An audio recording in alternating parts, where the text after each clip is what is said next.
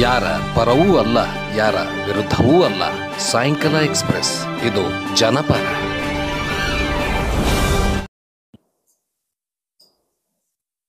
ಇಟ್ಟಂಗಿಹಾಳ ಕೈಗಾರಿಕಾ ವಲಯದ ವೀಕ್ಷಣೆಗೋಸ್ಕರ ನಾವು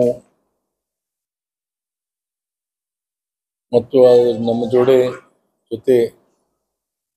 ಅಸಿಸ್ಟೆಂಟ್ ಕಮಿಷನರ್ ಅವರು, KIDBಯ ಇಲಾಖೆ ಅಧಿಕಾರಿಗಳು ಹೋಗಿ ವೀಕ್ಷಣೆ ಮಾಡಿ ಬಂದಿದ್ದೇವೆ. ವಿಶೇಷವಾಗಿ ನಮಗೆಲ್ಲ ಗೊತ್ತಿದೆ, ಹಿಂದೆ ನಾವೆಲ್ಲಿ ಮೈಸೂರು ಸ್ಯಾಂಡಲ್ ಸೋಪು ಮತ್ತು ಡಿಟರ್ಜೆಂಟ್ಸ್ ವತಿಯಿಂದ ಇಲ್ಲಿ ಒಂದು ಎಕ್ಸಿಬಿಷನ್ ಮಾಡಿದ್ದೀವಿ ಸಿದ್ದೇಶ್ವರ ಕಲ್ಯಾಣ ಮಂಟಪದಲ್ಲಿ. ಆಗ ಮಂತ್ರಿಯವರು ಕೂಡ ನಾನೊಂದು 10 ಎಕರೆ ಭೂಮಿ ಕೊಡ್ತೇನೆ, ಇಲ್ಲಿ ಒಂದು ಕಾರ್ಖಾನೆ ಪ್ರಾರಂಭ ಮಾಡಲಿಕ್ಕೆ ಕ್ರಮ ಕೈಗೊಳ್ಳಬೇಕು ಅಂತ ಸೂಚನೆ ಕೊಟ್ಟಿದ್ರು. ಆ ಪ್ರಕಾರವಾಗಿ MD ಅವರಾಗಲಿ ನಾನಾಗಲಿ ಅದಕ್ಕೆ ಸಹಮತ ತೋರಿಸಿದ್ದೀವಿ. ನಂತರ ಮಂತ್ರಿಯವರು ಇಲ್ಲ, ಇದು 50 ಎಕರೆ ನಾನು ಬಿಡುಗಡೆ ಮಾಡ್ತೀನಿ, KSTL ವತಿಯಿಂದ ಇಲ್ಲಿ ಅದನ್ನು ಪಡೆದುಕೊಂಡು ಕಾರ್ಖಾನೆಯನ್ನು ಪ್ರಾರಂಭ ಮಾಡಿರಿ ಅನ್ನುವಂಥ ಒಂದು ಸಲಹೆಯನ್ನು ಕೊಟ್ಟಿದ್ರು. ಮೊನ್ನೆ ನಡೆದಂಥ ಬೋರ್ಡ್ ಮೀಟಿಂಗ್ನಲ್ಲಿ ನಾವು ಈ ವಿಷಯವಾಗಿ ಚರ್ಚೆ ಮಾಡಿದ್ದೀವಿ. ಚರ್ಚೆ ಮಾಡಿದಂಥ ಸಂದರ್ಭದಲ್ಲಿ ನಾವು ಸ್ಥಳ ವೀಕ್ಷಣೆ ಮಾಡೋಣ ಅನ್ನುವಂಥದ್ದು ಒಂದು, ನಂತರ ಇದನ್ನು ಪ್ರಾರಂಭ ಮಾಡಲು ಒಂದು ಸ್ಥಳ ವೀಕ್ಷಣೆ ಮಾಡಿದ ನಂತರ ಒಂದು ಪ್ರಾಜೆಕ್ಟ್ ರಿಪೋರ್ಟು ಮಾಡಬೇಕು. ವಿಶೇಷವಾಗಿ ಒಂದು ಪ್ರಾಜೆಕ್ಟ್ ರಿಪೋರ್ಟನ್ನು ತಯಾರು ಮಾಡಿ ಅದರ ಫಿಸಿಬಿಲಿಟಿ ರಿಪೋರ್ಟನ್ನು ಕೂಡ ತಯಾರು ಮಾಡಿ ನಾವು ಸರ್ಕಾರಕ್ಕೆ ಕಳಿಸಿಕೊಡಬೇಕು ಅನ್ನುವಂಥ ತೀರ್ಮಾನವನ್ನು ತೆಗೆದುಕೊಂಡಿವಿ.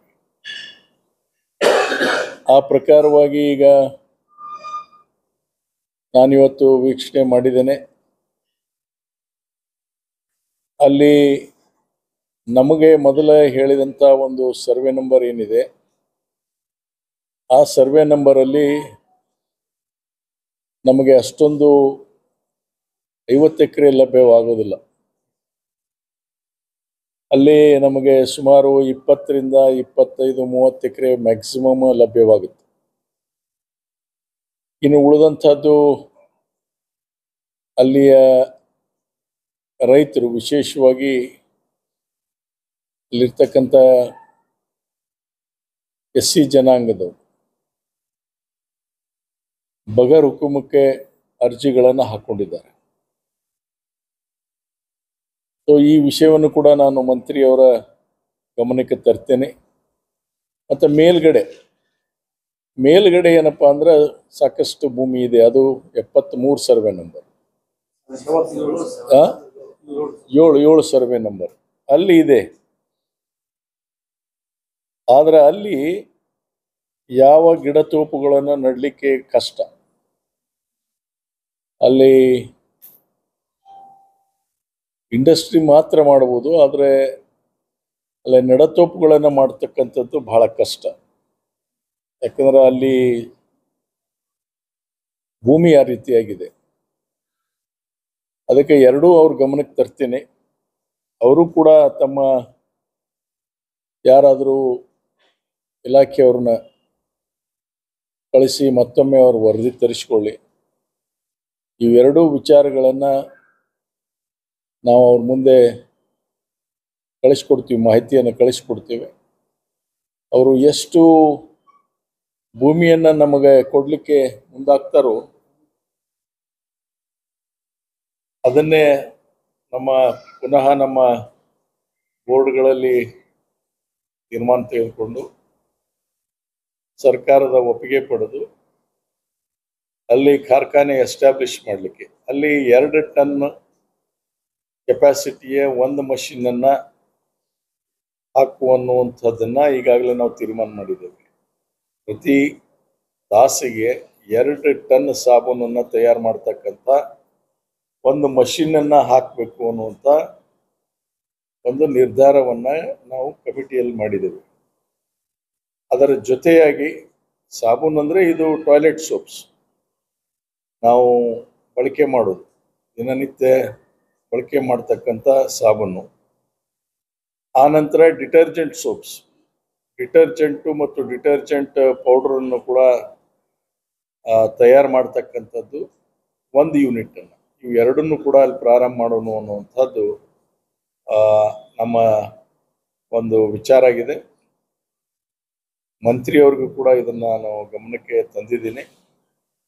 ಸೊ ನಮಗೆ ಮಂಜೂರು ಮಾಡಿದ ತಕ್ಷಣವೇ ಈಗಾಗಲೇ ನಮಗೆ ಹಣ ಕಟ್ಟಲಿಕ್ಕೂ ಕೂಡ ಅವರು ಸೂಚನೆ ಕೊಟ್ಟಿದ್ದಾರೆ.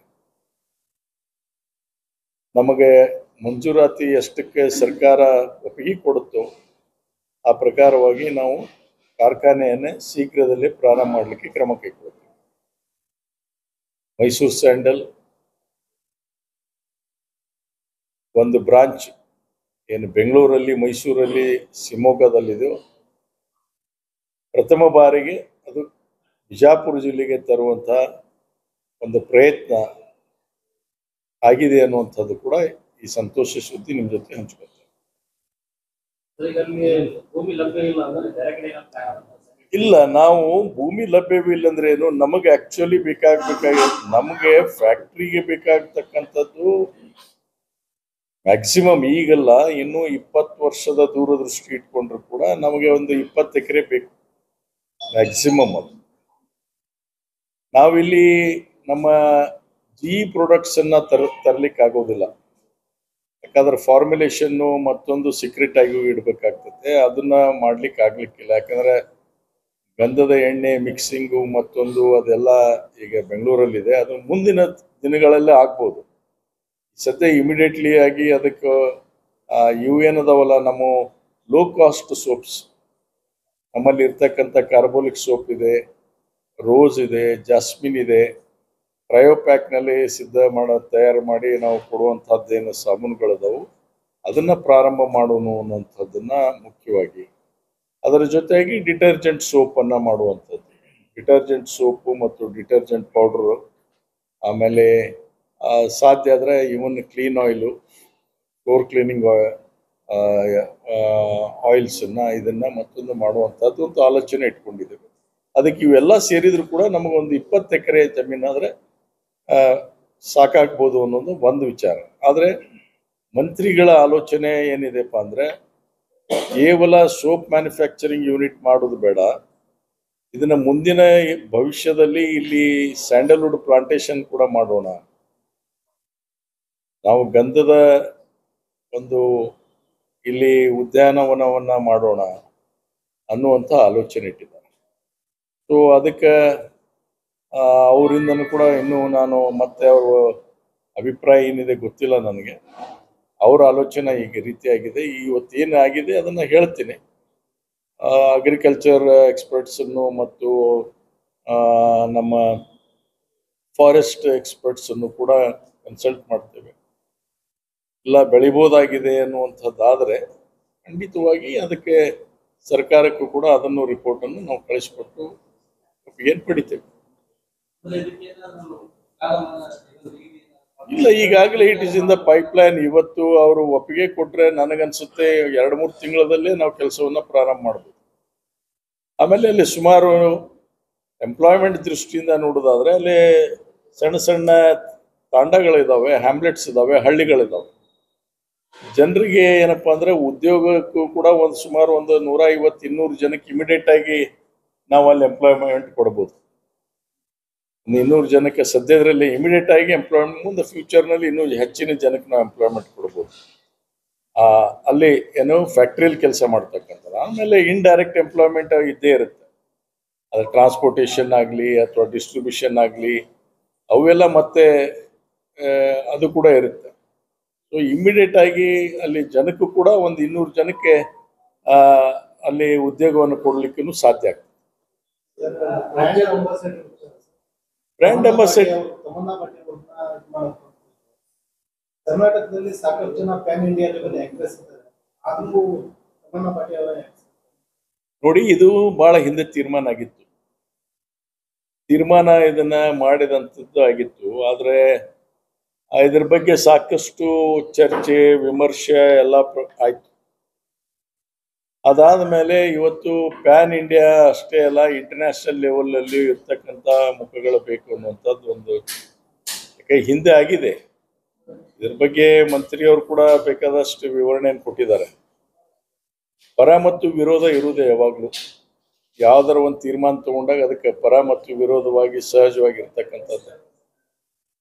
ಅದು ಪ್ಯಾನ್ ಇಂಡಿಯಾ ಫೇಸ್ ಅನ್ನೋಕ್ಕಿಂತ ಇಂಟರ್ನ್ಯಾಷನಲ್ ಲೆವೆಲ್ ಅಲ್ಲಿ ಬೆರೆಯಬೇಕಾಗತಕ್ಕಂಥ ಒಂದು ಮುಖವನ್ನ ನಾವು ಹುಡುಕ್ಬೇಕಾಗಿತ್ತು. ಹೀಗಾಗಿ ಅವರು ಅದನ್ನ ಸೆಲೆಕ್ಟ್ ಮಾಡಿದ್ರು.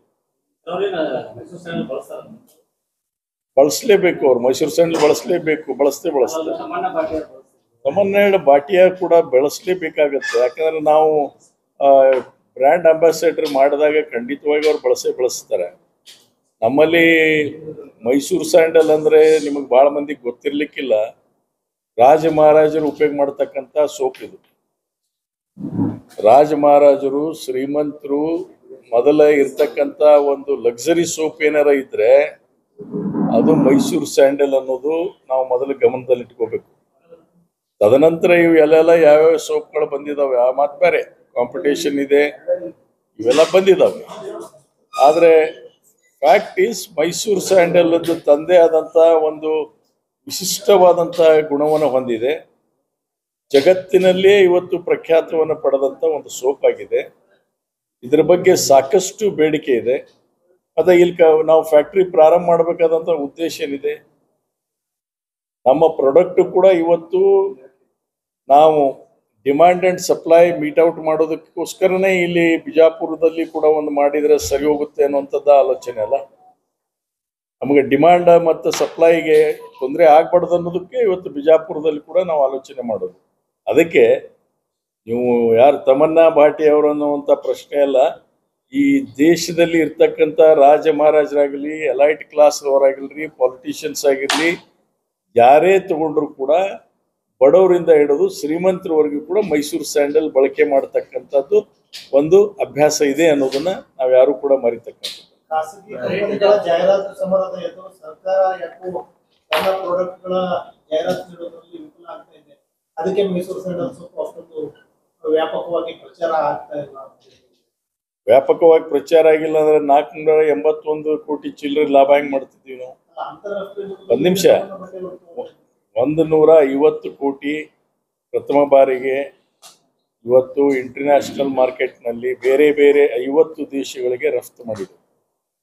150 ಕೋಟಿ ರೂಪಾಯಿಯಷ್ಟು ವಹಿವಾಟವನ್ನು ನಾವು ವಿದೇಶಿಗಳ ಜೊತೆ ಮಾಡಿದ್ದೇವೆ. ಈಗ ಇನ್ನೂ ಹೆಚ್ಚು ಮಾಡೋದಕ್ಕೋಸ್ಕರ ನಾನು ಮೊನ್ನೆ ಆಸ್ಟ್ರೇಲಿಯಾಕ್ಕೆ ಹೋಗಿ ಬಂದಿದ್ದೇನೆ.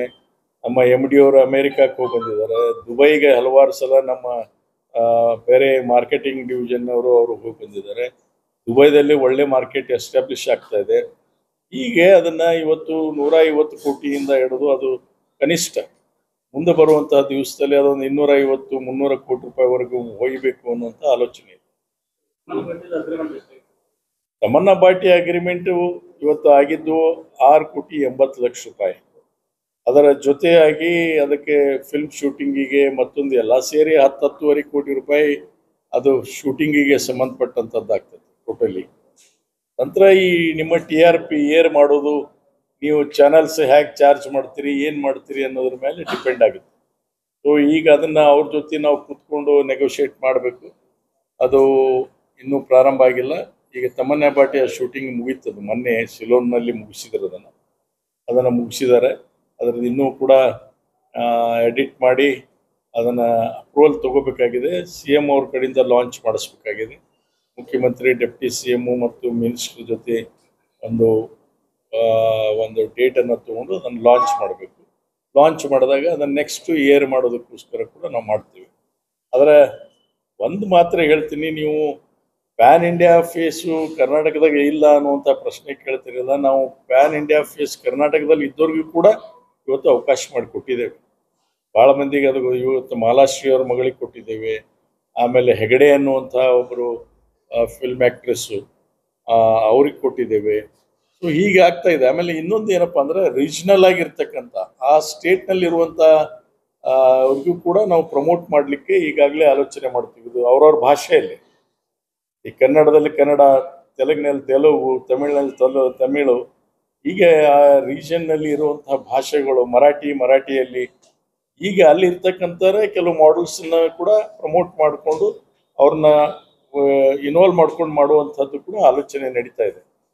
ಸೊ ಇದು ಮಾತ್ರ ಮಾರ್ಕೆಟಿಂಗ್ನಲ್ಲಿ ಏನು ನೀವು ಕೇಳಿದಂಥ ಪ್ರಶ್ನೆ ಏನಂದ್ರೆ, ಪೈಪೋಟಿ ಮಾಡೋದು ಎಸ್, ನೀವು ಹೇಳೋದು ಒಪ್ಪಲೇಬೇಕು. ಅವರು ಮಾಡುವಂಥ ಪೈಪೋಟಿಗೆ ನಾವು ಸರಿಸಾಟವಾಗೋದಿಲ್ಲ ಅನ್ನುವಂಥದ್ದು ನಾವು ಒಪ್ಪಲೇಬೇಕು. ಮಾರ್ಕೆಟಿಂಗಿನಲ್ಲಿ ಅವರು ಅಡ್ವರ್ಟೈಸ್ಮೆಂಟ್ ಕೊಡೋದು ಮತ್ತೊಂದರಲ್ಲಿ ಅವ್ರ ಜೊತೆ ನಾವು ಪೈಪೋಟಿ ಮಾಡ್ಲಿಕ್ಕೆ ಆಗೋದಿಲ್ಲ. ಯಾಕಂದ್ರೆ ಅವ್ರಿಗೆ ಲಿಬರ್ಟಿ ಇದೆ, ಪ್ರೈವೇಟ್ ಕಂಪನಿ ಅದು, ಅವ್ರಿಗೆ ಯಾವ ನಿರ್ಬಂಧ ಇರೋದಿಲ್ಲ. ಆ ಪ್ರೈವೇಟ್ ಕಂಪನಿಯಲ್ಲಿ ಅವ್ರು ಏನು ಬೇಕು ಅದನ್ನು ಮಾಡುವಂಥ ಇಚ್ಛಾಶಕ್ತಿ ಅಲ್ಲಿರುವಂಥ ಚೇರ್ಮನ್ನಿಗಾಗಲಿ ಅಲ್ಲಿರುವಂಥ ಬೋರ್ಡ್ ಆಫ್ ಮೆಂಬರ್ಸ್ ಆಗಲಿ ಡಿಸಿಷನ್ ತೊಗೊಂಡು ಇಮಿಡಿಯೇಟಾಗಿ ಮಾಡ್ತಾರೆ. ನಮ್ಮದು ಹಂಗಲ್ಲ. ನಾವು ಇವತ್ತು ಬೋರ್ಡ್ನಲ್ಲಿ ಎಷ್ಟು ಪರ್ಸೆಂಟೇಜ್ ಆಗಿ ನಾವು ಸೀಮಿತಗೊಳಿಸ್ಬೇಕು. ಈ ಸಲ ನಾವು ಅದಾಗೂ ಕೂಡ 1.5% ಇನ್ಕ್ರೀಸ್ ಮಾಡಿದ್ದೇವೆ. 1.5% ನಾವು ಇನ್ಕ್ರೀಸ್ ಮಾಡಿದ್ದೇವೆ. ಆ 1.5% ಇನ್ಕ್ರೀಸ್ ಮಾಡಿದಾಗೂ ಕೂಡ ಇದನ್ನು ನಾವು ಎಲ್ಲಿ ಕಳಿಸ್ತೀವಿ? ನಮ್ಮ ಬೋರ್ಡ್ ತೀರ್ಮಾನ ಆದಾಗ ಮತ್ತೆ ಸರ್ಕಾರಕ್ಕೆ ಅಪ್ರೂವಲಿಗೆ ಹೋಗ್ಬೇಕು. ಗೌರ್ಮೆಂಟ್ ಫೈನಾನ್ಸ್ ಡಿಪಾರ್ಟ್ಮೆಂಟ್ ಅಪ್ರೂವಲ್ ಕೊಡಬೇಕು, ಇಂಡಸ್ಟ್ರಿ ಡಿಪಾರ್ಟ್ಮೆಂಟು, ಫೈನಾನ್ಸ್ ಡಿಪಾರ್ಟ್ಮೆಂಟು ಇದಕ್ಕೆ ಅಪ್ರೂವಲ್ ಕೊಡಬೇಕು. ಅದಾದ ನಂತರ ನಾವು ಅದನ್ನು ಇಫೆಕ್ಟ್ ಕೊಡೋಗ್ಲಿಕ್ಕಾಗ್ತದೆ. So we have our own limitations. ಇದು ಒಂದು ಸರ್ಕಾರಿ ಕಂಪನಿ, ಇದು ವೈಯಕ್ತಿಕವಾದಂತಹದ್ದಿದ್ರೆ ನಾವು ಏನಾದರೂ ತೀರ್ಮಾನ ತಗೋಬೋದು. ಸರ್ಕಾರಿ ಕಂಪನಿಯಲ್ಲಿ ನಾವು ಏನಾದರೂ ತೀರ್ಮಾನ ತಗೋಬೇಕಾದ್ರೆ ಪ್ರಯರ್ ಅಪ್ರೂವಲ್ ತಗೊಳ್ಳೇಬೇಕು. ಆ ಪ್ರಯರ್ ಅಪ್ರೂವಲ್ ತಗೊಳ್ಳದೆ ನಾ ಚೇರ್ಮನ್ ಅದೀನಿ ಅಂತ ಮಾಡ್ಲಿಕ್ಕೆ ಆಗೋದಿಲ್ಲ. ಗೊತ್ತಾಯ್ತಲ್ಲ? ಸೊ ಇವೆಲ್ಲ ಕೆಲವು ಸಣ್ಣ ಪುಟ್ಟ ನಮಗೆ ಇರುವಂತಹ ತೊಂದರೆಗಳದಾವು. ಅದರ in spite of that Mysuru sandal ಇವತ್ತು ಇಷ್ಟು ಪ್ರಮಾಣದಲ್ಲಿ ಮಾರುಕಟ್ಟೆಯಲ್ಲಿ ಮಾರಾಟ ಆಗ್ತಾ ಇದೆ, ಮತ್ತೊಂದಾಗ್ತಾ ಇದೆ ಅಂದರೆ ಥ್ಯಾಂಕ್ಸ್ ಟು ಅವರ್ ಕನ್ಸ್ಯೂಮರ್ಸ್. ಯಾರು ಅದನ್ನು ಬಳಕೆ ಮಾಡ್ಕೊತಾ ಇದ್ದಾರೆ, ಯಾರು ಇದನ್ನು ನಮ್ಮ ಇದು ಇದಾರಲ್ಲ, ಏನು ಗ್ರಾಹಕರಿದ್ದಾರೆ, ನಿಜವಾಗಿ ಅವ್ರಿಗೆ ನಾವು ಧನ್ಯವಾದಗಳನ್ನು ಹೇಳಬೇಕಾಗ್ತದೆ. ಗುಣಮಟ್ಟದಲ್ಲಿ ಯಾವುದೇ ರಾಜಿ ಇಲ್ಲದೆ ಇದ್ರೂ ಕೂಡ ಜನಸಾಮಾನ್ಯರು ಮತ್ತು ಬಡವರ ಮಧ್ಯಮ ವರ್ಗದವರು ಸೋಪ್ ಆಗ್ತಾ ಇಲ್ಲ. ಯಾಕೆ? ಸೋಪ್ ಇದೆ, ಮಧ್ಯಮ ವರ್ಗದವ್ರಿಗಿದೆ. ಅದನ್ನ ಹೇಳಿದ್ನಲ್ಲ, ಅದೇ ಸೋಪ್ ಇಲ್ಲಿ ತರ್ತಾ ಇದ್ದೀವಿ. ಈಗ ಅದೇ ಸೋಪ್ಗಳನ್ನು ಇಲ್ಲಿ ತರ್ತಾ ಇದ್ದೀವಿ. ನಾವು ಪ್ಯೂರ್ ಸ್ಯಾಂಡಲ್ ಆಯಿಲ್ ಅನ್ನ ಯೂಸ್ ಮಾಡ್ತಕ್ಕಂಥದಕ್ಕೆ ಜಿ ಟ್ಯಾಗ್ ಇದೆ, ಜಿ ಟ್ಯಾಗ್ ಇದೆ, GI ಟ್ಯಾಗ್ ಇದೆ, GI ಟ್ಯಾಗ್ ಇದೆ. ಆ GI ಟ್ಯಾಗ್ ಇರತಕ್ಕಂಥ ಸೋಪನ್ನ ನಾವು ನಮ್ಮ ಹೆಡ್ ಕ್ವಾರ್ಟರ್ಸ್ ಬಿಟ್ಟು ಬೇರೆ ಕಡೆ ಎಸ್ಟಾಬ್ಲಿಷ್ ಮಾಡಬೇಕಾದ್ರೆ ಫಾರ್ ವೇರಿಯಸ್ ರೀಸನ್ಸ್, ನಾವು ಫಾರ್ಮುಲೇಷನ್ನು ಮತ್ತೊಂದು ಅದ್ರ ಸೆಕ್ರೆಸಿ ಮೇಂಟೈನ್ ಮಾಡಬೇಕು, ಇದೆಲ್ಲ ಇರೋದ್ರಿಂದ ಸದ್ಯಕ್ಕೆ ಇಮಿಡಿಯೇಟ್ ಆಗಿ ಆ ಸೋಪನ್ನು ಮ್ಯಾನುಫ್ಯಾಕ್ಚರಿಂಗ್ ಇಲ್ಲಿ ನಾವು ಮಾಡೋದಿಲ್ಲ, ಸದ್ಯಕ್ಕೆ ಮಾಡೋದಿಲ್ಲ. ಮುಂದೆ ಬರುವಂತಹ ದಿವಸದಲ್ಲಿ ಅವ್ರು ಮಾಡಬಹುದು. ಇಲ್ಲ, ನಾವು ಆರ್ಟಿಫಿಷಿಯಲ್ ಸಿಂಥೆಟಿಕ್ ಫ್ರಾಗ್ರೆನ್ಸ್ ಯೂಸ್ ಮಾಡೋದಿಲ್ಲ. ನಾವು ನ್ಯಾಚುರಲ್ ಫ್ರಾಗ್ರೆನ್ಸ್ ಅನ್ನ ಯೂಸ್ ಮಾಡ್ತೇವೆ, ನ್ಯಾಚುರಲ್ ಆಯಿಲ್ಸ್ ಅನ್ನ ಯೂಸ್ ಮಾಡ್ತೇವೆ. ಹೀಗಾಗಿ ನಮಗೆ ಕಾಸ್ಟ್ ಹೆಚ್ಚು. ಅದಕ್ಕೆ ಇವತ್ತು ಸ್ಯಾಂಡಲ್ವುಡ್ ಪ್ರಮೋಟ್ ಮಾಡಿ ಅಂತ ನಾವು ಎಲ್ಲರಿಗೂ ಹೇಳ್ತಾ ಇದ್ದೀವಿ. ಸ್ಯಾಂಡಲ್ವುಡ್ ಬೆಳೀರಿ ಅಂತ ರೈತರಿಗೆ ಹೇಳ್ತಾ ಇದ್ದೀವಿ. ಫಾರೆಸ್ಟ್ ಡಿಪಾರ್ಟ್ಮೆಂಟಿಗೆ ರಿಕ್ವೆಸ್ಟ್ ಮಾಡ್ಕೊತಾ ಇದ್ದೀವಿ. ಇವತ್ತು ಕಾಡು ನಾಶ ಆಗಿದೆ. ಇವತ್ತು ಶಿವಮೊಗ್ಗದಲ್ಲಿ ನಮಗೆ ಸ್ಯಾಂಡಲ್ವುಡ್ ಸಿಗ್ತಾ ಇಲ್ಲ, ಮೈಸೂರಲ್ಲಿ ಸರಿಯಾದ ಸ್ಯಾಂಡಲ್ವುಡ್ ಸಿಗ್ತಾ ಇಲ್ಲ.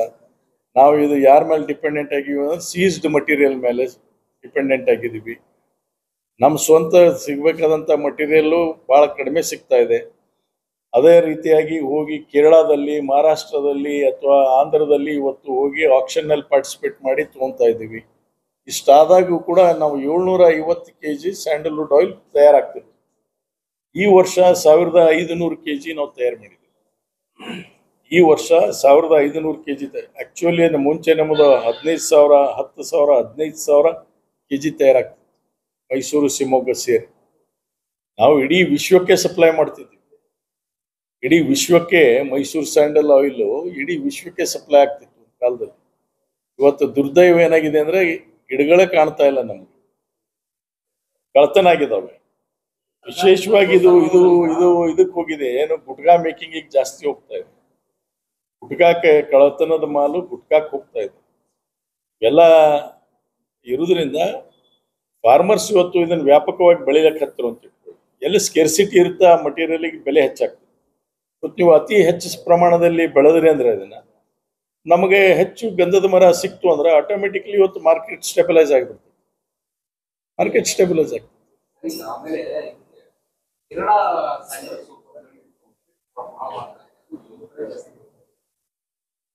ಕೇರಳ ಸ್ಯಾಂಡಲ್ ಸೋಪು ಈಗಿಂದ ಇಲ್ಲ, ಮುಂಚೆಯಿಂದ ಇದೆ. ಈಗ ಹೊಸದಾಗೇನಲ್ಲ, ಅದು ಮುಂಚೆಯಿಂದ ಇದೆ.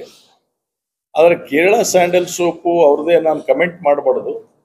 ನಾವು ಅದ್ರ ಬಗ್ಗೆ ನಮ್ಮ ಕಾಪಿರೈಟ್ಸ್ ಇದ್ರ ಮೇಲೆ ನಾವು ಈಗಾಗಲೇ ಒಂದು ಕೇಸನ್ನು ಕೂಡ ಫೈಲ್ ಮಾಡಿದ್ದಾರೆ. ನಮ್ಮ ಮ್ಯಾನೇಜ್ಮೆಂಟ್ನವರು ಕೇಸನ್ನು ಕೂಡ ಹಾಕಿದ್ದಾರೆ. ಸೊ ಅದು ಕಾಪಿರೈಟ್ ಇದ್ರ ಪ್ರಕಾರ ಅಂಡರ್ ದಾಟ್ ನಮ್ಮ ಪೇಟೆಂಟು ಮತ್ತು ಕಾಪಿರೈಟ್ ಇದ್ರ ಕೆಳಗಡೆ ಕೇಸ್ ಹಾಕಿದ್ದಾರೆ. ಅದು ಇನ್ನೂ ನಡೀತಾ ಇದೆ. ಸೊ ಅದ್ರ ತೀರ್ಮಾನ ಬರುವವರೆಗೆ ನಾವೇನು ಅದ್ರ ಬಗ್ಗೆ ಕಮೆಂಟ್ ಮಾಡೋಕ್ಕಾಗೋದಿಲ್ಲ. But one thing is sure, ಕೇರಳದಲ್ಲಿ ಕೂಡ ನಮ್ಮ ಮೈಸೂರು ಸ್ಯಾಂಡಲ್ ಸೇಲ್ಸ್ ಇದೆ. ಅಂದರೆ we are better in quality. ನಮ್ಮ ಕ್ವಾಲಿಟಿ ಏನಿದೆ ಆ ಕ್ವಾಲಿಟಿ ಅವ್ರಿಗಿಂತ ಉತ್ತಮವಾಗಿರೋದ್ರಿಂದ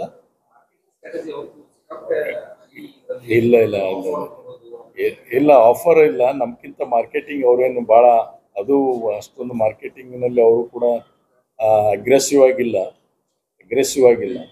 ಸ್ವಲ್ಪ ರೇಟ್ನಲ್ಲಿ ಕಾಂಪೀಟ್ ಮಾಡ್ತಾರೆ. ರೇಟ್ನಲ್ಲಿ ಕಾಂಪೀಟ್ ಮಾಡಿ ಮಾರಾಟ ಮಾಡೋಕ್ಕೆ ಪ್ರಯತ್ನ ಮಾಡ್ತಾರೆ. ಸರ್, ಈಗ ನಮ್ಮ ಭಾಗದಲ್ಲಿ ಹೆಚ್ಚು ಲೇಮನ್ ನಿಂಬೆ ಅಭಿವೃದ್ಧಿ ಮಂಡಳಿ ಕೂಡ ಇಲ್ಲೇ ಇದೆ. ನಾವು ಸಾಬೂನು market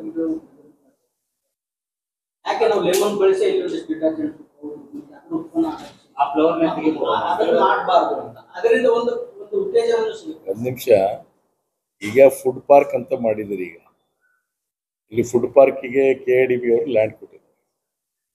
so it will be one of the activities. Soap ಮ್ಯಾನುಫ್ಯಾಕ್ಚರಿಂಗ್ನಲ್ಲಿ ನಿಮಗೆ very very small quantity of lime is used, natural lime. ಅದು ಅದಕ್ಕೆ ಅದು ಸಿಟ್ರಿಕ್ ಆ್ಯಸಿಡ್ಗೆ ಸ್ವಲ್ಪ ಮಟ್ಟಿಗೆ ಹುರ್ಗ ಬರಲಿ ಅಂತ ಯೂಸ್ ಮಾಡ್ತಾರೆ. ಆದರೆ ಪೂರಾ ಲೈಮನ್ನೇ ಯೂಸ್ ಮಾಡೋ ಪ್ರಶ್ನೆ ಬರೋದು. ಅದು ಫ್ರಾಗ್ರೆನ್ಸ್ ಯೂಸ್ ಮಾಡ್ತಾರೆ. ಅದರ ಫ್ರಾಗ್ರೆನ್ಸ್ ಯೂಸ್ ಮಾಡ್ತಾರೆ.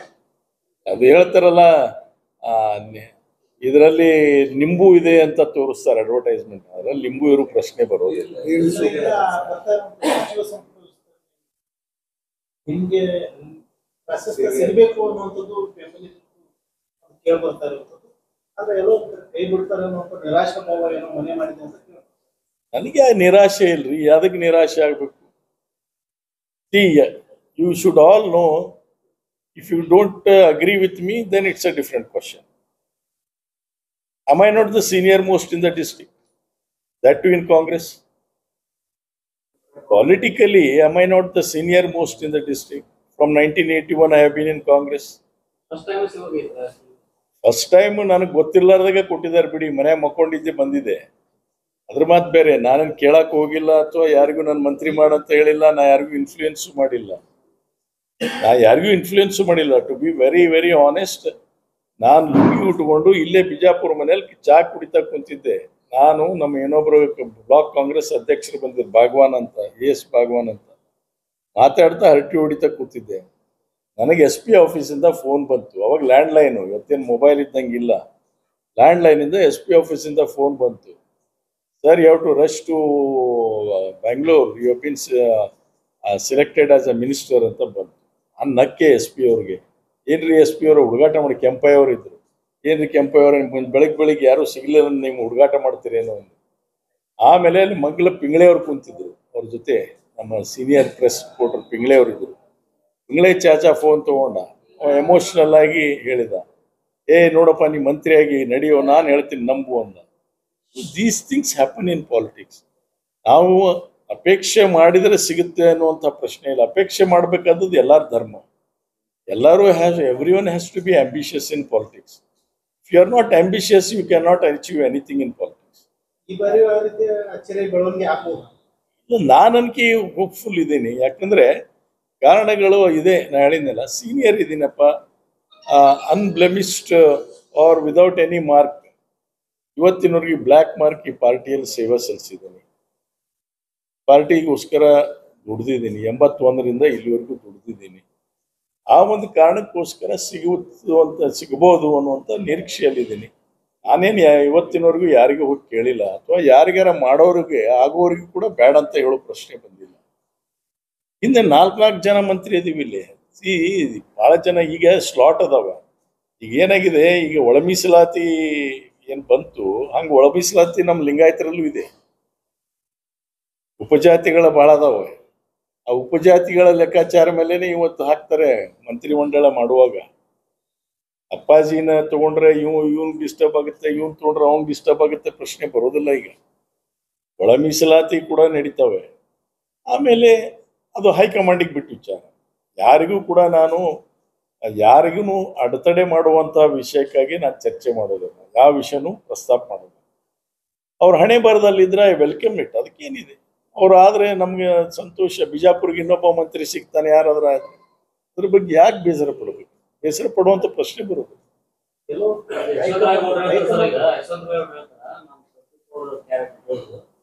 ಕಳೆದ ಒಂದು ಚುನಾವಣೆ 3 ಜನರ ಹೊಂದಾಣಿಕೆ ಆಗಿತ್ತು. ಅದನ್ನ 4 ಕೋಟಿ ಕೇಸ್ ಮಾಡುವಂತ ಅಗತ್ಯತೆ ನೋಡಿ, ಒಂದ್ ನಿಮಿಷ. ಅವ ನನ್ನ ಸಣ್ಣ ತಮ್ಮಿದ್ದಂಗೆ. Is like my younger brother. Is like my, I wish him all the best. ಜಾಸ್ತಿ ಏನು ಹೇಳೋದಿಲ್ಲ. I wish him all the best. ನಾನೇನು ಹೇಳಕ್ ಹೋಗುದಿಲ್ಲ. ರಾಜಕಾರಣದಲ್ಲಿ ನನ್ನ ಕೈ ಮೇಲೆ ಕೈ ಎಷ್ಟು ಜನ ಹಾಕ್ಯಾರೋ ಗೊತ್ತಿಲ್ಲ ನನಗೆ. ನನಗೆ ಎಷ್ಟು ಸಲ ಪ್ರಾಮಿಸ್ ಮಾಡ್ಯಾರೋ. ಡೆಲ್ಲಿಯಿಂದ ಲೀಸ್ಟ್ ಆಗಿ ಬಂದು ಸಿಗ್ನೇಚರು ಸೈನು ಸೀಲ್ ಹಾಕಿದ್ದು ಕಾಪಿ ತೋರಿಸಿದ್ದಾರೆ. ಮೂಮೆಂಟ್ ಕೂಡ ಲಾಸ್ಟ್ ಮಿನಿಟಿಗೆ ಡ್ರಾಪ್ ಆಗಿದೆ. ಇವೆಲ್ಲ ಚರ್ಚೆ ಮಾಡುವಂಥ ವಿಷಯನ. ಯಾವ ಕಾರಣಕ್ಕೆ ಆಗ್ತಾವೋ ಗೊತ್ತಿಲ್ಲ. ರಾಜಕಾರಣದಲ್ಲಿ ಯಾಕೆ ಡ್ರಾಪ್ ಆಯ್ತು ಅಂತ ಕೇಳಿದಾಗ ಅಂತೆ ಮುಖ್ಯಮಂತ್ರಿಯವರು ನನಗೆ ತಿಳಿಯೋದಿಲ್ಲಪ್ಪ ಏನಾಗ್ತವೆ ಒಮ್ಮೊಮ್ಮೆ ಅಂತ ಹೇಳ್ತಿರ್ತಾರೆ. It is summons beyond his capacity ಇದ್ದಾಗ ಏನು ಮಾಡೋಕ್ಕಾಗೋದಿಲ್ಲ ರಾಜಕೀಯ ವ್ಯವಸ್ಥೆಯಲ್ಲಿ. ಅದಕ್ಕೆ ಯಾರ ಬಗ್ಗೆ ಬೇಜಾರು ಪಡಬೇಕಾಗಿಲ್ಲ. ಅವರಾದ್ರೂ ನನಗೆ ನೈತಿಕ ಹಕ್ಕು ಅನ್ನೋಂಥ ಪ್ರಶ್ನೆ ಇಲ್ಲ. ನೈತಿಕ ಹಕ್ಕು ಯಾಕಿಲ್ಲ? ನೈತಿಕ ಹಕ್ಕಿನ ಪ್ರಶ್ನೆ ಬರೋದಿಲ್ಲ. ನಾನು ನಿಮ್ಗೆ ಯಾರಿಗೂ ತೊಂದರೆ ಮಾಡುವಂಥ ಪ್ರಶ್ನೆ ಉದ್ಭವ ಆಗೋದಿಲ್ಲ. ನಿಮಗೆ ಸಿಕ್ತಿದ್ರೆ ಬಹಳ ಸಂತೋಷ. ನಾನು ಅದೇ ಹೇಳಿದೆ, ಇವತ್ತು ಬೆಳಗ್ಗೆ ಕೂಡ ಪ್ರೆಸ್ಸಿಗೆ ಹೇಳಿದೆ.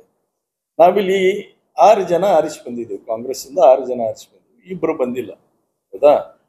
ಬಸವನಗೌಡ ಯತ್ನಾಳ್ ಅವರು ನಮ್ಮ ಪಕ್ಷದವರಲ್ಲ, ಆಮೇಲೆ ರಾಜು ಕೂಡ ನಮ್ಮ ಪಕ್ಷದವರಲ್ಲ. ಇನ್ನು ಉಳಿದವ್ರು 6 ಜನ ಕೂಡ ನಾವು ನಮ್ಮ ಪಕ್ಷದವರು.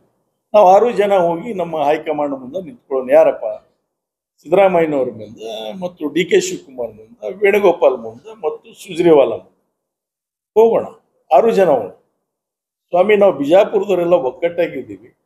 ಯಾರನ್ನಾದ್ರೂ ನೀವು ಮಂತ್ರಿ ಮಾಡಿ ನಮ್ಗೆ ಸಂತೋಷ ಇದೆ ಅಂತ ಕೈ ಮುಗಿದು ಬಂದ್ಬಿಡೋಣ. ಮುಗಿದು ಮ್ಯಾಟ್ರ್. ಯಾಕೆ ಒಬ್ಬರ ಬಗ್ಗೆ ಒಬ್ಬರು ಬೇಜಾರು ಪಟ್ಕೋಬೇಕು? ಅಲ್ಲ, ಒಗ್ಗಟ್ಟು ಆಗ್ಲೇಬೇಕು. ಇಲ್ದ ನೋಡಿ, ರಾಜಕಾರಣದಲ್ಲಿ ಒಂದು ಪಕ್ಷದಾಗಿದ್ದೀವಿ, ಒಂದು ಪಾರ್ಟಿಯಲ್ಲಿದ್ದೀವಿ. ಪಾರ್ಟಿ ಹಿತದೃಷ್ಟಿಯಿಂದಾದ್ರೂ ನಮ್ಮ ಅಭಿಪ್ರಾಯ ಒಂದಿರ್ಬೇಕ ಒಂದು ಸಂದರ್ಭಕ್ಕೆ. ನಾನು ನಾಳೆ ದಿವಸ ಯಾರಾದ್ರೂ ಅದ್ರ ವಿರೋಧ ಮಾಡತಕ್ಕಂಥದ್ದು ಮಾಡೋಕ್ಕಾಗುತ್ತಾ? ಮಾಡೋಕ್ಕಾಗುವುದಿಲ್ಲ.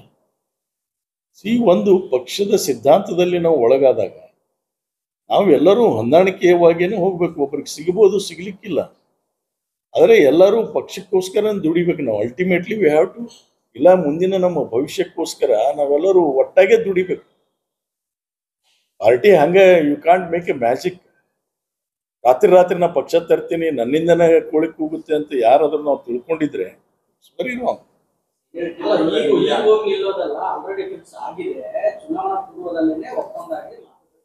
ಅದು ನನಗೆ ಗೊತ್ತಿರ್ಲಾರ್ದ ವಿಷಯ ಮಾತಾಡಿದ್ರು. ಈಗ ಹೇಳ್ತಾರೆ ಡಿ ಕೆ ಶಿವಕುಮಾರ್ 2.5 ವರ್ಷ ಸಿದ್ದರಾಮಯ್ಯ ಯಾರು ನಾ ಇದ್ನೇ ಅಲ್ಲೇ, ನಮ್ಗೆ ಗೊತ್ತಿಲ್ಲ ಅಂತ ಹೇಳಿದ್ದೀನಲ್ಲ.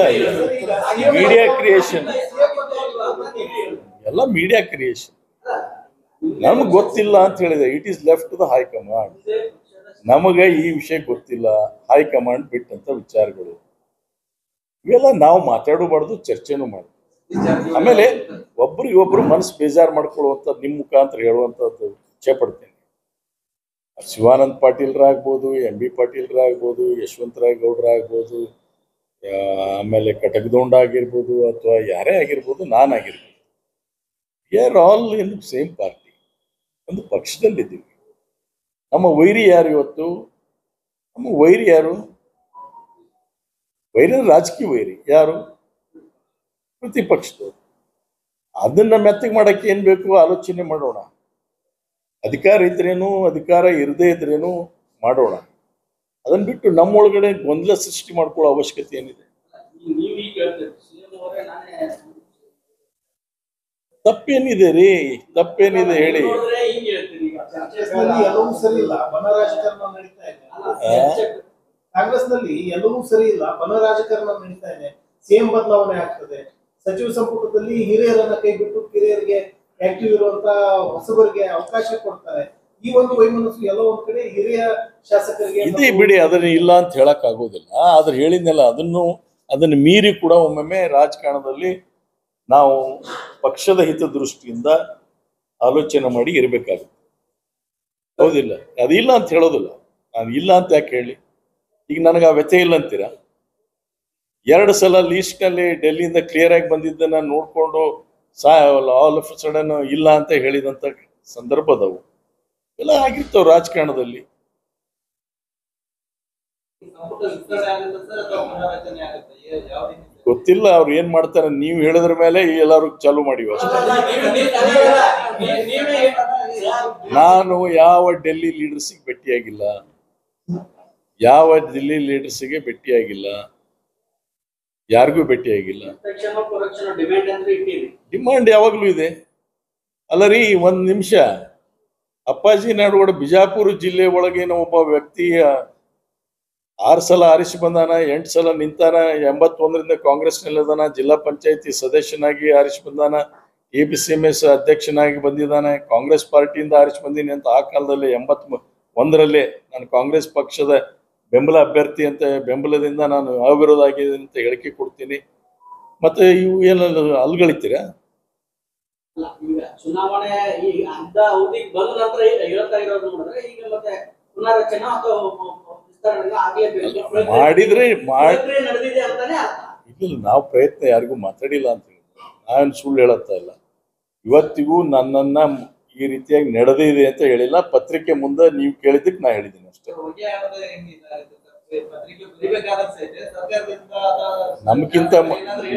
ನಮ್ಗಿಂತ ಮೊದಲು ಸುದ್ದಿ ನಿಮಗೆ ಮುಟ್ತಾವ, ನಮಗೆ ಲೇಟರ್ ಆನ್.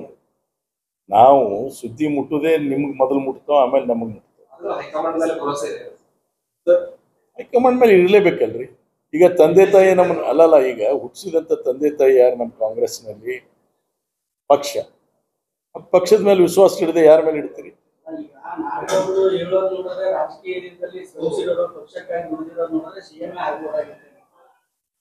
ಆದ್ರೆ ಚುನಾವಣೆ ಯಾವಾಗ ಚುನಾವಣೆ ರಿಸಲ್ಟ್ ಬಂದು ಸರ್ಕಾರ ರಚನೆ ಇತ್ತು ಆಗ್ಲೇ ಸಿಗಬೇಕಾಗಿದೆ. 2 ವರ್ಷದ ನಂತರ ಜಟಾಪಟಿ ಶುರುವಾಗಿದೆ ಅಂದ್ರೆ ಪಕ್ಷದೊಳಗೆ ಒಂದು ಆಂತರಿಕ ಪ್ರಕ್ರಿಯೆ ನಡೆದಿದೆ ಅಂತ ನೋಡಿ. ಇನ್ನೂವರೆಗೆ ಹೇಳ್ತೀನಿ ನಿಮ್ಗೆ, ಪದೇ ಪದೇ ಉಚ್ಚಾರ ಮಾಡ್ತಾ ಇದ್ದೀನಿ. ಹಿಂದೆ ಇಲ್ಲಿ ಉಸ್ತಾದ್ ಅವ್ರ ಮಂತ್ರಿ ಆದ್ರು, ಮನಗೋಳಿ BS ಪಾಟೀಲ್ರಾದ್ರು, ಅದೇ ರೀತಿಯಾಗಿ ಸಾಸ್ನೂರ್ BS ಪಾಟೀಲ್ರಾದ್ರು, ಅಲ್ಲಿ ಆ ಭಾಗದಿಂದ ತಿಮ್ಮಾಪುರ ಆದ್ರು, ಎಲ್ಲಿ ಬಾಗಲಕೋಟೆ ಭಾಗದಿಂದ. ಯಾವ್ದು 1999ರಿಂದ ವಿಷಯ ಹೇಳ್ತೀನಿ. ಬಾಗಲಕೋಟೆಯಿಂದ ಅವ್ರು ಅದ್ರ. ಇದು ಅಖಂಡ ಜಿಲ್ಲಾ ಲೆಕ್ಕ ನೋಡ್ರಿ ಎಷ್ಟು ಜನ ಅದೀವಿ. ನಾನು ಚೀಫ್ ವಿಪ್ ಅದೇ, ಮುಖ್ಯ ಸಚೇತಕ ಅದೇ, status of A state minister ಕೊಟ್ರು ನನಗೆ. ಎಷ್ಟು ಅದೀವಿ? 5 ಜನ ಅದೀವಿ. ಮನಸ್ಸು ಮಾಡಿದ್ರೆ ಇಲ್ಲೇನು 1 ಅಲ್ಲ 2 ಅಲ್ಲ 3 4 ಆಗಲಿ ಬಿಜಾಪುರ ಜಿಲ್ಲಾ ತೊಂದರೆ ಏನಿದೆ? ನಾವು ಅದ್ರ ಬಗ್ಗೆ ಯಾಕೆ ಬೇಜಾರು ಪಡ್ತೀವಿ? ತಪ್ಪೇನಿದೆ ರೀ? ತಪ್ಪೇನಿದೆ? ಆಮೇಲೆ ನಮ್ಮ ಕಾನ್ಫಿಗರೇಷನ್ ಹೆಂಗಿದೆ ನಾ ಹೇಳಿದ್ನಲ್ಲ, ಒಬ್ರದ್ದು ಕೋಟಾ ತಗೊಳಂಗಿಲ್ಲ, ಒಬ್ರು ಕೋಟಾ ಒಬ್ರು ಕಸ್ಕೊಳಂಗಿಲ್ಲ ಇಲ್ಲಿ. ಗೊತ್ತಾಯ್ತಾ? ಕಟಕ್ ದೊಂಡವ್ರ ಕೋಟಾನೇ ಬೇರೆ, ಅದೇ ರೀತಿಯಾಗಿ MP ಪಾಟೀಲ್ರ ಕೋಟಾ ಬೇರೆ, ಶಿವಾನಂದ ಪಾಟೀಲ್ರ ಕೋಟಾ ಬೇರೆ, ಯಶವಂತ ರಾಯಗೌಡ್ರ ಕೋಟಾ ಬೇರೆ, ಅಪ್ಪಾಜಿ ನಾಡಗೌಡ್ರ ಕೋಟಾ ಬೇರೆ. ನೀವ್ ಯಾಕೆ ಹೊಟ್ಟೆ ಕಿಚ್ಚು ಕೊಡೋಣ? ಯಾರ ಬಗ್ಗೆ ಯಾಕೆ ನಾ ಹೇಳಿದ್ನಲ್ರಿ, ಅಪ್ಪಾಜಿ ನಾಡಗೌಡ ಕೋಟಾದಾಗ ಕ್ಲೇಮ್ ಮಾಡಕತ್ತೀನಿ. ಅದೇ ರೀ ಲಿಂಗಾಯತ್ ಒಳಗಡೆ ಈಗ ನೋಡಿ, ಲಿಂಗಾಯತ್ ಒಳಗಡೆ ಒಳ ಮೀಸಲಾತಿ ಲೆಕ್ಕಾಚಾರ ಬಂದಾಗ ನಾವು ಲಿಂಗಾಯತ್ ಕೋಟಾದಲ್ಲಿ ಕ್ಲೇಮ್ ಮಾಡ್ತೀವಿ.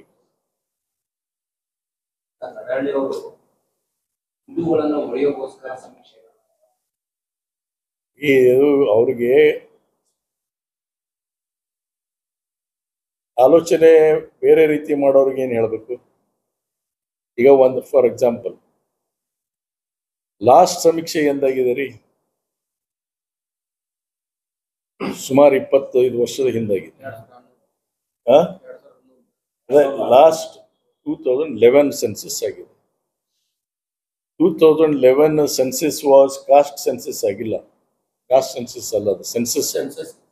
ಕಾಸ್ಟ್ ಸೆನ್ಸಸ್ ಅನ್ನೋದು ಆಗಿಲ್ಲ. ಕಾಸ್ಟ್ ಸೆನ್ಸಸ್ ಮಾಡುವಾಗ ಎಕನಾಮಿಕಲಿ ಬ್ಯಾಕ್ವರ್ಡ್ನೆಸ್ ಎಷ್ಟಿದೆ ಯಾವ ಸಮಾಜದಲ್ಲಿ ಅಂತ ನೋಡ್ಬೇಕು. ಇಷ್ಟೆಲ್ಲ ಪ್ರೋಗ್ರಾಮ್ ಕೊಡ್ತು ಸರ್ಕಾರ. ಸುಮಾರು 50 ವರ್ಷಗಟ್ಟಲೆ ಲಗಾಯತವಾಗಿ ಕಾರ್ಯಕ್ರಮಗಳು ಕೊಡ್ತು. ಸೋಷಿಯಲ್ ವೆಲ್ಫೇರ್ ಸ್ಕೀಮ್ಸು ಮತ್ತೊಂದು ಎಲ್ಲ ಕೊಡ್ತು. ಈಗ ಲಿಂಗಾಯತರಲ್ಲಿ ಬಡವರಾಗಿದ್ದ ನಿಜಾನ? ಲಿಂಗಾಯತರಲ್ಲಿ ಕೂಡ ಬಡವರಾಗ್ಯಾರ, ಬ್ರಾಹ್ಮಣರಲ್ಲಿ ಬಡವರಾಗ್ಯಾರ, ಮರಾಠರಲ್ಲಿ ಬಡವರಾಗ್ಯಾರ. ಅದೇ ರೀತಿಯಾಗಿ ಈ ಒಂದು ಸೆನ್ಸಸ್, ಸೋಷಿಯೋ ಎಕನಾಮಿಕ್ ಸೆನ್ಸಸ್ ಮಾಡುವಾಗ ಬಡವರಿದ್ದರು ಶ್ರೀಮಂತರಾಗ್ಯಾರ, ಶ್ರೀಮಂತಿದ್ದರು ಬಡವರಾಗ್ಯಾರ. ಯಾವ ಸಂಖ್ಯೆ ಯಾವ ಪ್ರಮಾಣದಲ್ಲಿ ಹೆಚ್ಚಾಯ್ತು, ಯಾವ ಪ್ರಮಾಣದಲ್ಲಿ ಕಡಿಮೆ ಆಯ್ತು ಅನ್ನೋದನ್ನ ನೋಡುವಂಥದ್ದು ಸರ್ಕಾರದ ಕೆಲಸನ. ಮತ್ತಿದು ತಪ್ಪ? ಜಾತಿ ಹೊಡಿದಾನೆ. ಲಿಂಗಾಯತರಲ್ಲಿ ಬಡವರಾಗಿದ್ರೆ ಅಂದ್ರೆ ಅವ್ರಿಗೆ ನಾಳೆಗೆ ಏನು ಬೆನಿಫಿಟ್ ಕೊಡಬೇಕು ಅಂತ ಸರ್ಕಾರ ಆಲೋಚನೆ ಮಾಡಕ್ಕೆ ಒಂದು ಇದು ಬೇಕಲ್ಲ, ಅಸೆಸ್ಮೆಂಟ್ ಬೇಕಲ್ಲ.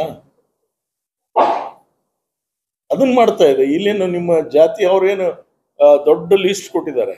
ಆ ಲೀಸ್ಟ್ ನಲ್ಲಿ ನಿಮ್ಮ ಯಾರಿಗೂ ಏನಪ್ಪ ನಿರ್ಬಂಧ ಮಾಡಿಲ್ಲ, ಹಿಂಗ ಬರ್ಸ್ರಿ ಅಂತ ಸರ್ಕಾರ ಹೇಳಿಲ್ಲಲ್ಲ. ಸರ್ಕಾರ ಮಾಹಿತಿ ಕೇಳಿದೆ, ಒಂದು 20 ಮಾಹಿತಿಗಳನ್ನು ಕೇಳಿದೆ. ಸರ್ಕಾರ ಒಂದು 20 ಮಾಹಿತಿ ಕೇಳಿದೆ. ಆ 20 ಮಾಹಿತಿ ಕೊಡೋದು ನಮ್ಮ ಕೆಲಸ. ನೀವ್ಯಾಕೆ ಈಗ ಫಾರ್ ಎಕ್ಸಾಂಪಲ್ ಒಂದು ಉದಾಹರಣೆಯನ್ನು ಕೊಟ್ಟು ಹೇಳ್ತೀನಿ. ಕೆಲವರು ಈ ತಪ್ಪು ದಾರಿಯನ್ನು ಹಿಡಿಸುವಂತ ಪ್ರಯತ್ನ ಮಾಡಿದ್ದಾರೆ. ಈಗ ಲಿಂಗಾಯತರಲ್ಲಿ ಕೆಲವು ಸಮಾಜ ಅದಾವೆ, ಬಹಳ ಬಡವು, ಇವತ್ತಿಗೂ ಕೂಡ ಬಡತನ ರೇಖೆಗಿಂತ ಕೆಳಗಿದ್ದಾರೆ. ನೀವು ಅವ್ರನ್ನ ನೀವು ಲಿಂಗಾಯತ್ ಅಂತ ಬರೆಸ್ಬೇಡ್ರಿ, ನೀವು ಉಪಜಾತಿ ಬರ್ಸ್ರಿ, ನಿಮ್ಮ ಉಪಜಾತಿ ಬರ್ಸ್ರಿ ಅಂತೀರಿ. ನಿಮ್ಮ ಉಪಜಾತಿ ಬರೆಸಿದಾಗ ಏನಾಗ್ತದೆ? ಉಪಜಾತಿ ಬರೆಸಿದಾಗ ನೀವು ಲಿಂಗಾಯತರಂತ ಪ್ರಶ್ನೆ ಬರೋದಿಲ್ಲ.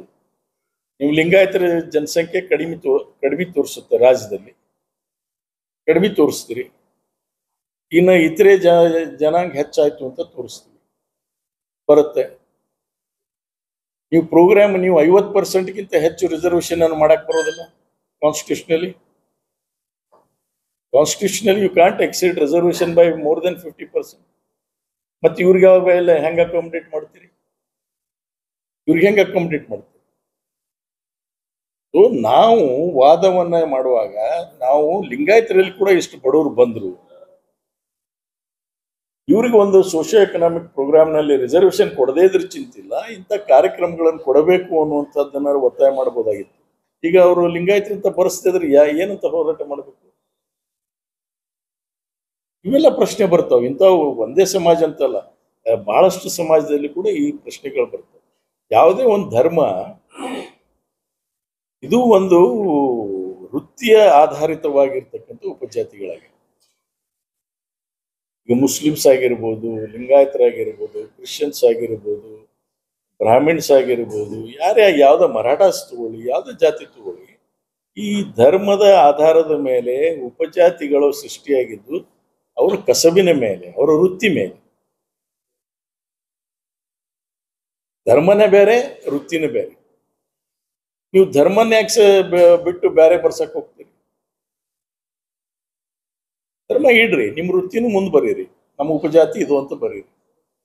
ಅವಾಗ ನಮಗೇನಾಗ್ತೈತೆ, ಒಂದು ಕಾರ್ಯಕ್ರಮ ಕೊಡುವಾಗ ಲಿಂಗಾಯತರು ಬಹಳ ದೊಡ್ಡ ಶ್ರೀಮಂತರಿದ್ರಂತ ತಿಳಿದಿದ್ಯಪ್ಪ, ಇನ್ನೂ ಲಿಂಗಾಯತರೊಳಗೆ ಎಷ್ಟು ಬಡತನ ಇರ್ತಕ್ಕಂಥ ಜನರಿದ್ದಾರೆ, ನಿರ್ದಿಷ್ಟವಾದಂತ ಮಾಹಿತಿ ಸಿಗ್ತಿತ್ತು.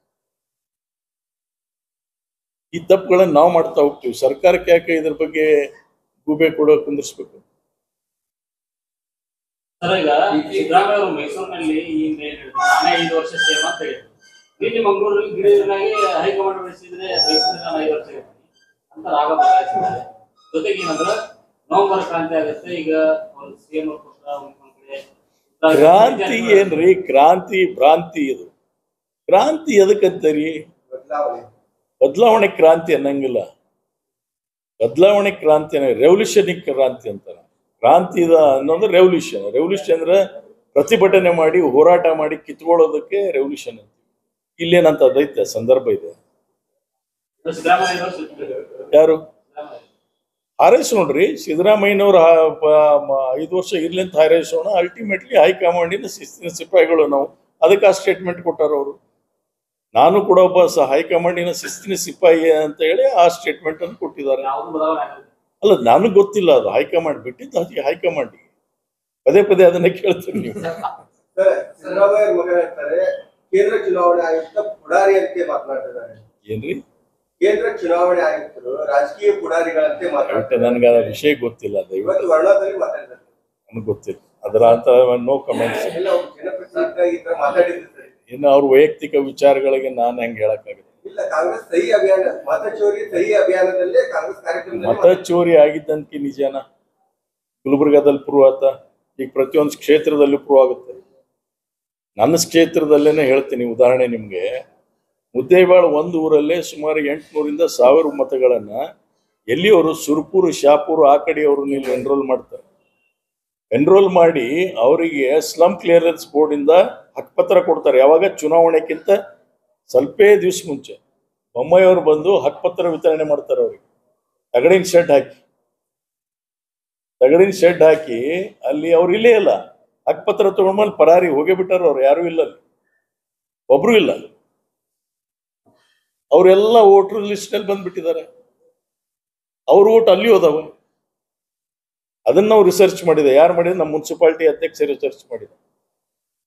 ರಿಸರ್ಚ್ ಮಾಡಿ ಇವರು ಎಲಿಜಿಬಿಲಿಟಿ ಬರೋದಿಲ್ಲ, ಸ್ಲಮ್ನಾಗ ರಿಸೈಡ್ ಆಗಿಲ್ಲ ಇವರು ನೋಡಿ ಇಂತಿಂತ ಊರಲ್ಲಿ ಇವರು ವೋಟರ್ ಲಿಸ್ಟ್ ನಲ್ಲಿ ಇದ್ದಾರೆ, ಇವ್ರ ಆಸ್ತಿಗಳಿದಾವೆ, ಪಂಚಾಯತಿ ಮನೆಗಳಿದಾವೆ ಅಂತ ತೋರಿಸಿದಾಗ ಕೋರ್ಟಿನಾಗ ಏನಪ್ಪಾ ಅಂದ್ರೆ ಅದನ್ನ ಇಮಿಡಿಯೇಟ್ಲಿ ಅದನ್ನ ಇವ್ರು ಹೋದಂತ ಸ್ಟೇನ ವೆಕೇಟ್ ಮಾಡ್ತಾರೆ. Is it not sufficient? ಈ ಇನ್ಮೇಲೆ ಮಾಡಕ್ ಚಾಲು ಮಾಡೋಣ. ಒಂದ್ ಕಡೆಯಿಂದ ಪ್ರಾರಂಭ ಆಯ್ತಲ್ಲ ಈಗ.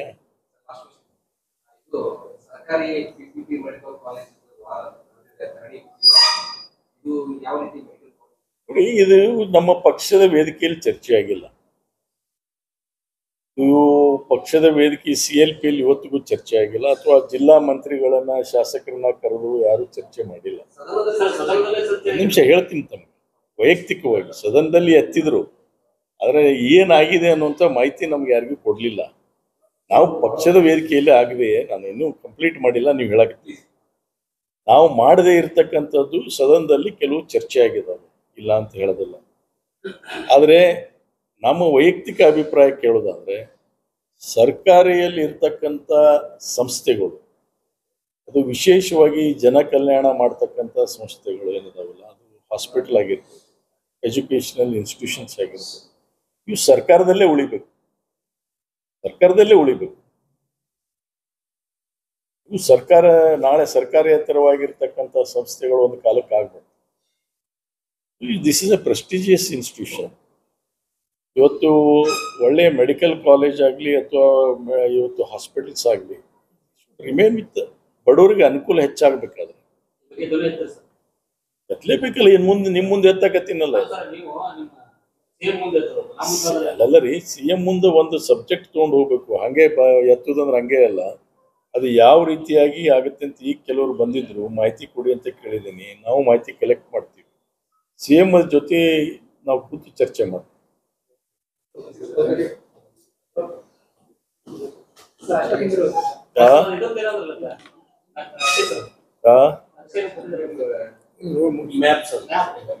ನಕ್ಷೆ ಅದನ್ನೇ ತೋರಿಸಿದೆ ನಿಮ್ಗೆ, ಅದ್ರೊಳಗಡೆ ಎಲ್ಲಿ ಸಿಗುತ್ತೆ ಅಂತ.